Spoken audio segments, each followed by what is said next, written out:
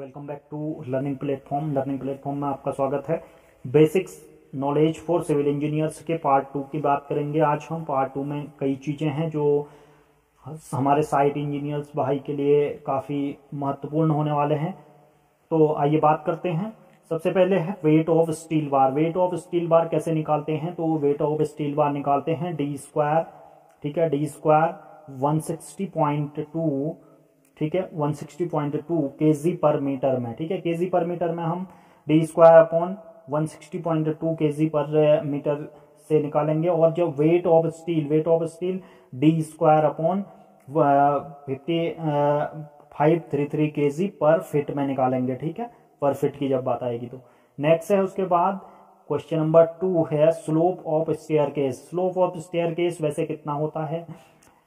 Normal जो होता है 35 टू 50 एक्सेप्टेबल होता है, ठीक है, और आइडियल जो होता है 30 to 35 होता है, और 20 से 30 क्या होता है? एक्सेप्टेबल होता है, ठीक है।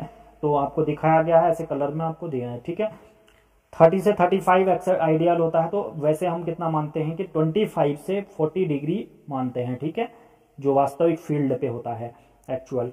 तो size of concrete testing cube, concrete test cube में जो टेस्टिंग क्यूब होता है उसका साइज क्या होता है? 15 सेंटीमीटर ऐसे होता है, 15A, ठीक है, 150 mm into 150 mm into 150 mm, ठीक है। नेक्स्ट है इसके बाद कंक्रीट क्यूब फिल्ड इन, कितने लेयर में भरा जाता है कंक्रीट क्यूब? तो ये 3 लेयर में भरा जाता है, ठीक है। इसके बाद नेक्स्ट है 4 slump cone filled in layers, 4 layer में भरा जाता है ये स्लम्प कोन, ठीक है। यह स्लम्प, इसका साइजिंग काफी ज्यादा पूछा जाता है तो आपको दे दिया है, ठीक है। 4 लेयर में स्लम्प कोन भरा जाता है हमारा।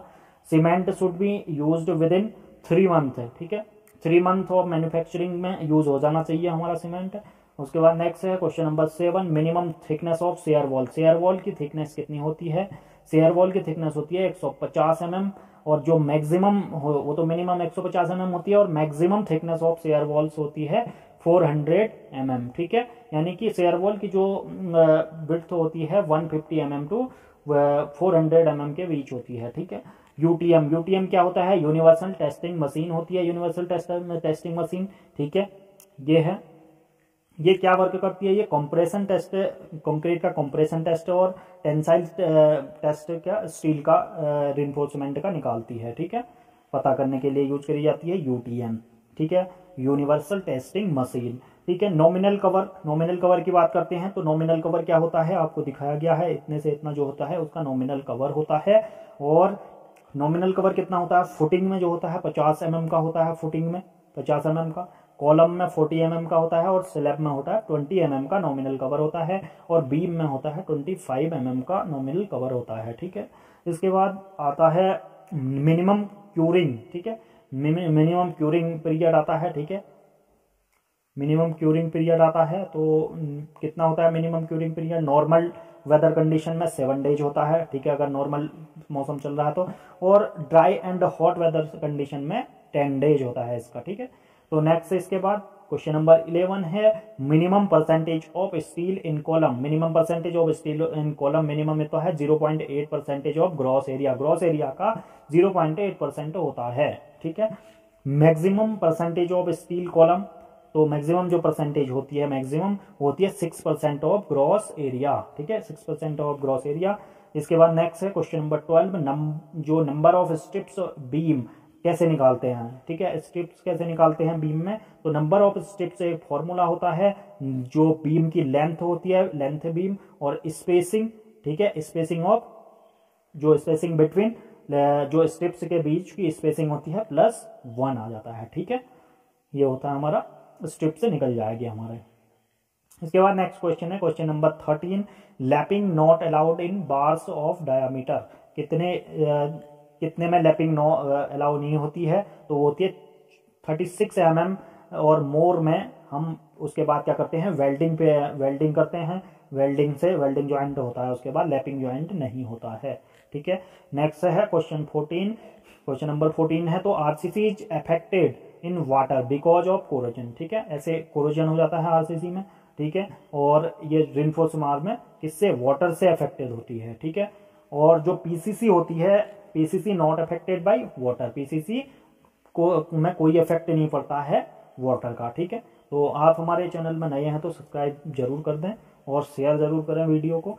तो क्वेश्चन नंबर 16 है, मैक्सिमम फ्री फॉल जो होता है, मैक्सिमम फ्री फॉल कितना होता है कंक्रीट का, यहाँ से यहाँ तक का जो फ्री फॉल होता है वो होता है 1.5 मीटर मैक्सिमम, ठीक है। Maximum free fall of concrete 1.5 metre होता है। लीस्ट काउंट, ठीक है, कई जो सर्वे में यूज करे जाते हैं हमारे इंस्ट्रूमेंट, उनकी लीस्ट काउंट्स कितनी होती है। लीस्ट काउंट कंपास की, सबसे पहले कंपास की होती है 30 मिनट्स, 30 मिनट्स होती है, 30 मिनट्स कंपास की लीस्ट काउंट होती है। डंपी लेवल, डंपी लेवल की 5 mm होती है, ऑटो लेवल की भी 5 mm होती है लीस्ट काउंट।